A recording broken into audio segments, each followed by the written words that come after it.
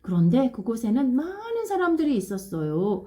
난쟁이들이 모두 손을 잡고 빙글빙글 돌며 춤을 추고 있는 거예요. 그런데 이상한 할아버지가 둥근 원 한가운데에 앉아 있었어요. 하얀 수염이 가슴까지 내려오는 할아버지였답니다. 그런데 그 할아버지가 양복장이와 금세공사에게 자꾸 들어오라고 손짓을 하는 거예요. 곱사등인 금세공사는 머뭇거림 없이 원 안으로 들어갔답니다. 그러나 양복장이는 주저하고 있다가 따라 들어갔지요. 그런데 이상한 것은 난쟁이 할아버지가 허리에 차고 있던 칼을 꺼내는 거예요. 그리고 칼을 아주 날카롭게 가는 거예요. 아이고 머니나! 양복장이와 금세공사는 겁이 덜컥 났어요. 난쟁이 할아버지는 금세공사를 붙잡아 그의 머리카락과 수염을 잘라냈어요. 금세공사는 힘이 없었답니다. 양복장이도 마찬가지였죠. 괜찮소. 난쟁이 할아버지는 그들을 안아주었답니다. 그리고 난쟁이 할아버지는 한쪽에 잔뜩 있는 석탄 더미를 손으로 가리켰어요. 그들은 어리둥절했어요. 그런데 그 석탄을 호주머니에 담으라는 신용을 하는 것 같아 시키는 대로 했지요. 그렇게 한 다음에 두 사람은 다시 길을 떠났답니다. 땡땡땡땡땡땡땡땡. 그리고 어느 마을에 이르렀을 때 종소리가 들렸어요. 12시를 알리는 종소리였지요. 아무 소리도 들리지 않고 종소리만 들렸어요.